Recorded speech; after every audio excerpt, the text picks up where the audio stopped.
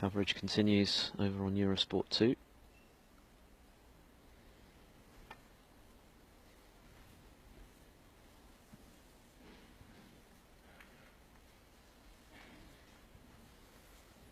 As he left it.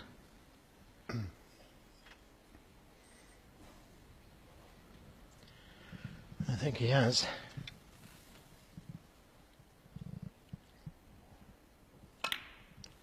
I wouldn't be surprised if he tried to do it again. This time, there's no safe reds down in the baulk end.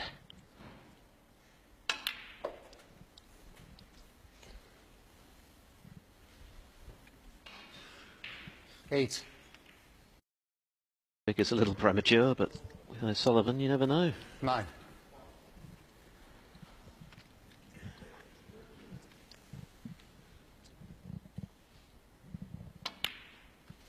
I think for me, Joe, the most outrageous of his 1-4-7s came in a match against 16. Mark King a few years ago now, when before a ball was potted, he came to the table and before 17. he addressed his first red, he asked Jan Verhaas if there was a special high break prize for a maximum. The inference being, well, if there isn't, I'm not too fussed. He was informed that there wasn't, and he promptly got down and made a maximum, threatening not to pop the black for a few 24. moments, teasing the crowd before he did so. The final black, that is. But to effectively 25. predict he was going to make a maximum in a big match before potting a ball, well... Now, watch how he splits the reds here. Unfortunately, one hasn't gone on the cushion. 32. Not too hard, just enough so every red is potable now.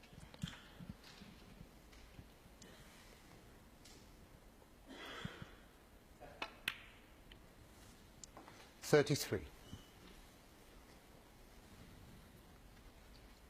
Probably the best splitter of the reds I've ever seen. And I've seen a few. Jimmy White, Stephen Hendry, among many others, but I think this guy really knows what he's doing when he goes into that pack of reds. 40. So 5 reds, 5 blacks. Has he finished a little straight on this red? Looks like he has. And that took some hitting to get to the black. He's got an easy pink for the match.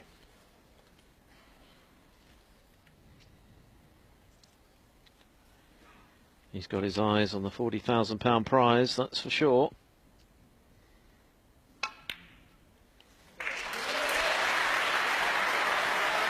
The crowd have cause to start getting excited again. 48.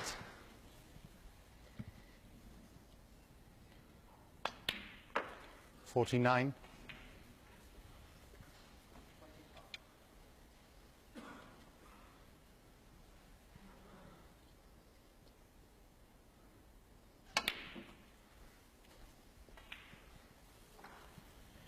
Needs to keep running.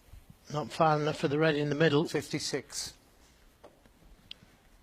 Nothing he can do except admire the workmanship that's going on.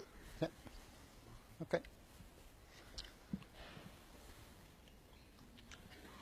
Last thing O'Sullivan needs is a kick to scupper his chances of that healthy bonus check.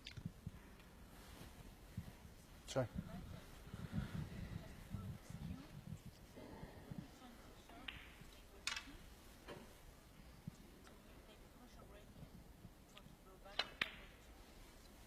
Thank you. 57.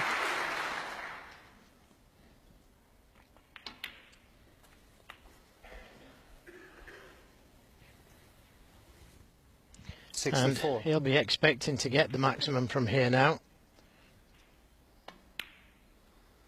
65.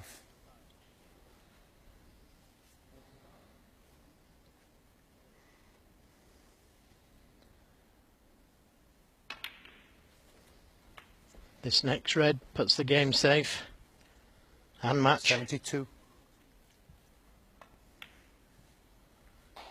73. The crowd acknowledged that was the moment when Matthew Selt's hopes were extinguished. So there's only one question remaining. 80. Are we going to see another perfect break from this extraordinary start? 81.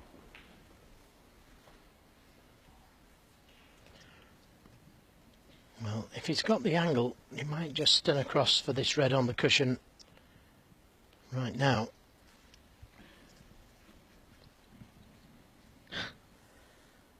Praying he does it.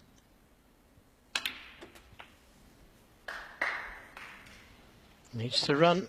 Needs to run. That's just about right. 89.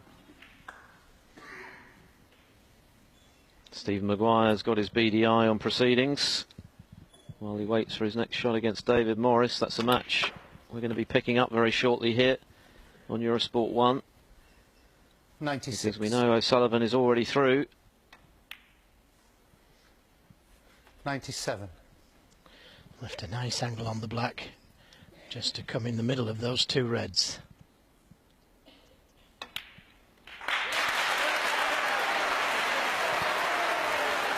Well, another century break for O'Sullivan. He's closing in on Stephen record, Hendry's all-time record.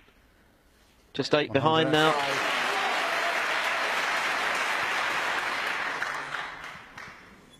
Big shot.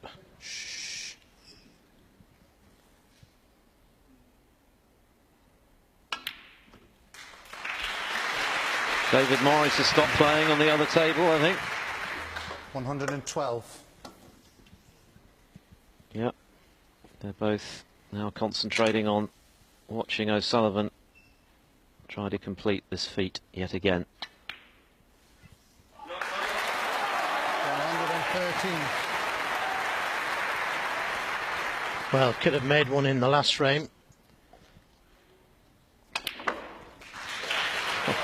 And had to force the angle there. And how well did he play that shot? 120. Well, when he's in this mood, he really is on a different stratosphere to the rest of the field. Slightly overscrewed it. Adrenaline will be flowing. These are the moments that O'Sullivan lives for. This is the reason that he stayed in love with the game. For the buzz, the thrill of producing something like this in front of a big crowd. 125. And he is being cheered on to the rafters.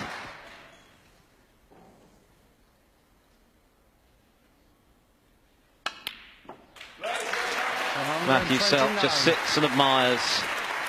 Now the pink is not on its spot.